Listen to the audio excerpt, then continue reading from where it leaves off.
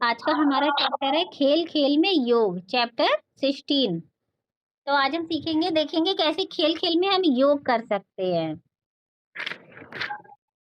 आप खेलते कूदते बहुत हो, साइकिलिंग करते हो, कहीं क्या करते हो, कहीं उछल कूद करते हो, बैलून फुलाते हो, ये सब काम हम खुद ब खुद करते हैं। लेकिन आपको पता है इससे भी हमारा योगासन हो जाता है।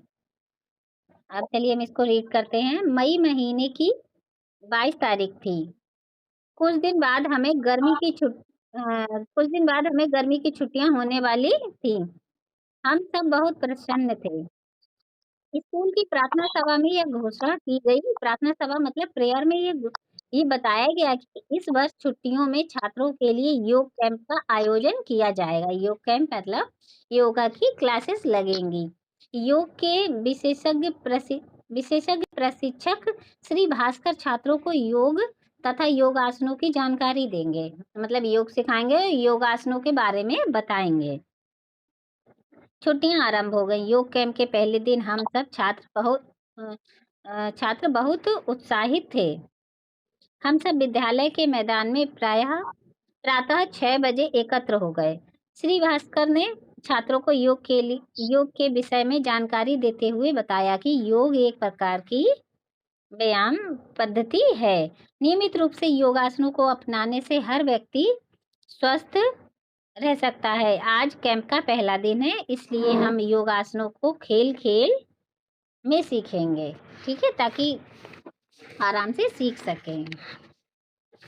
मैं आपको एक कहानी सुनाऊंगा और साथ साथ कुछ योगासनों के चित्र भी दिखाऊंगा। अब आप बेटा बहुत ध्यान से सुनेंगे सारे बच्चे, ठीक है, इसको समझेंगे।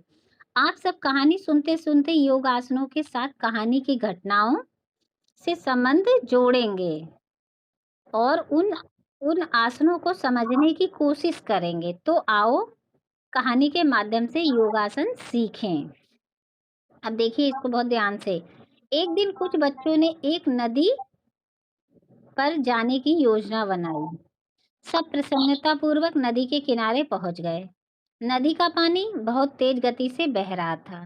तभी एक नाविक नाव लेकर आता दिखाई दिया। बच्चों ने उसे नदी की सैर कराने की प्रार्थना की। सब बच्चे जल्दी से नाव पर बैठ गए। नाव पानी में ऊपर नीचे होती हुई झूले का आनंद दे रही थी। नाविक नाव को उस ओर ले गया जहां पानी विपरीत दिशा में बह रहा था। नाविक ने जोर देते हुए चप्पू को चलाया और नाव धीरे धीरे आगे बढ़ती गई।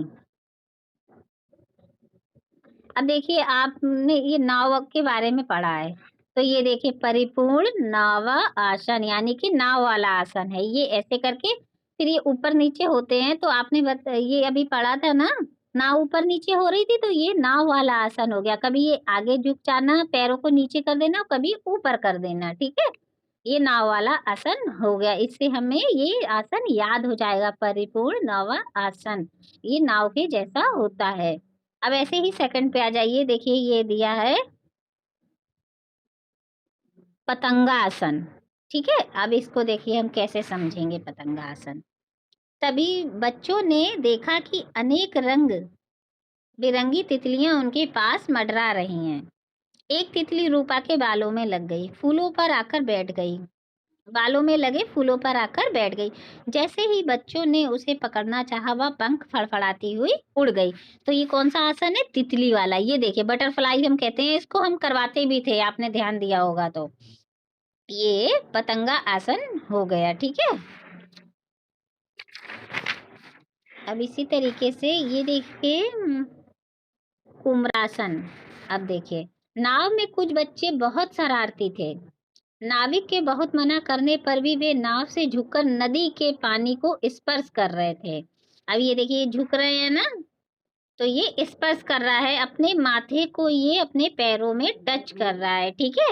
माथे को कहाँ टच कर रहा है? पैरों में टच कर रहा है। तो आपने देखा ये कुमरासन मतलब ये स्पर्श कर रहा है अपने माथे को पैरों में, ठीक है। तो यही अर्थ इसका निकला है।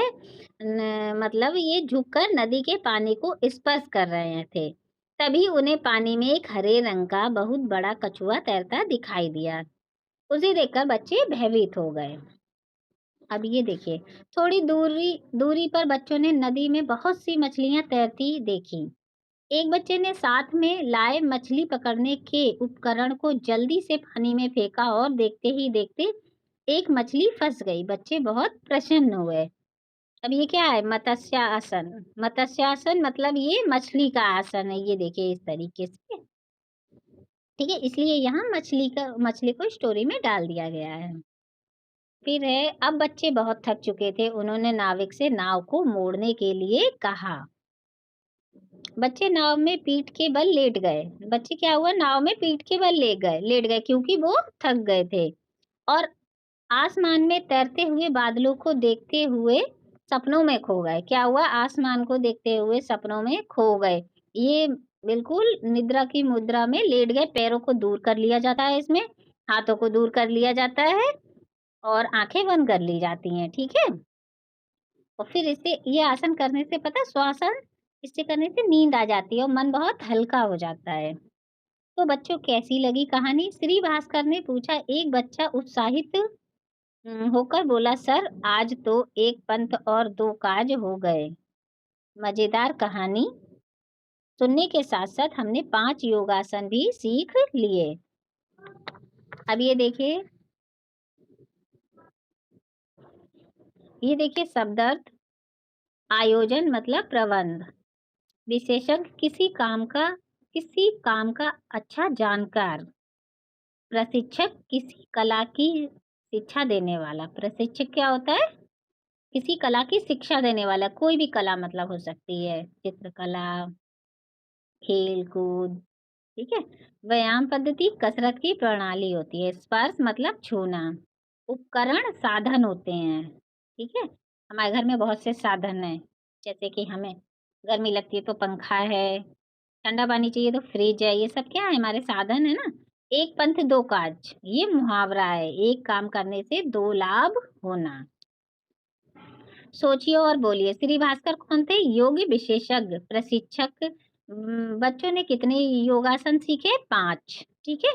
ये मैं पीडीएफ डाल दूंगी, आप लिख लेना। योगा योग क्या है? योग एक प्रकार का व्यायाम है। नाविक नाव को किस ओर ले गया? नाविक नाव को उस ओर ले गया जहां पानी विपरीत दिशा में बह रहा था। बच्चों ने मछलियों को कैसे पकड़ा? बच्चों ने मछली पकड़ने वाले उपकरण से मछलियों को पकड़ा, ठीक है। सही उत्तर से वाक्य पूरे कीजिए। मई महीने की 27 तारीख थी। सब छात्र बहुत प्रसन्न थे। सब बच्चे जल्दी से नाव पर बैठ गए। फिर ये देखिए, अनुच्छेद में आए रंगीन शब्दों के वचन बदल कर लिखिए। अब हमें ये पूरा अनुच्छेद लिखना है।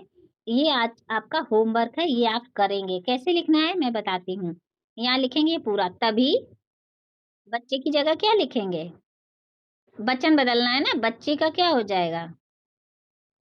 तभी बच्चों ने देखा कि रंग बिरंगी तितलियां उसके आसपास मंडरा रही हैं। वह तितलियों तितलियों तितलियां रूपा के बालों में लगे फूल पर आकर बैठ गईं।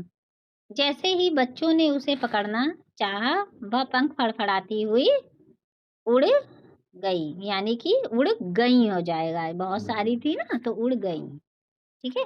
अब ये है वाक्यों में रेखांकित शब्दों के विपरीत शब्द लिखकर वाक्य पूरे कीजिए। अब विपरीत शब्द हमें क्या करना है? आरंभ का विपरीत क्या होगा? अंतिम, ठीक है। जैसे कि आज स्कूल का अंतिम दिन है, कल से छुट्टियां आरंभ हो जाएंगी। स्वस्थ का क्या होगा? आश्वस्त। तो हम लिखेंगे योगासन आश्वस्त व्यक्ति को स्वस्थ बना देता है। छुट्टियों की खबर ने अप्रसन्न बच्चों को प्रसन्न कर दिया। फिर है, गाड़ी धीरे धीरे चलाओ, तेज चलाने से दुर्घटना हो जाएगी, ठीक है। फिर है, कछुए को देखते ही साहसी बच्चे भी भयभीत हो गए, ठीक है।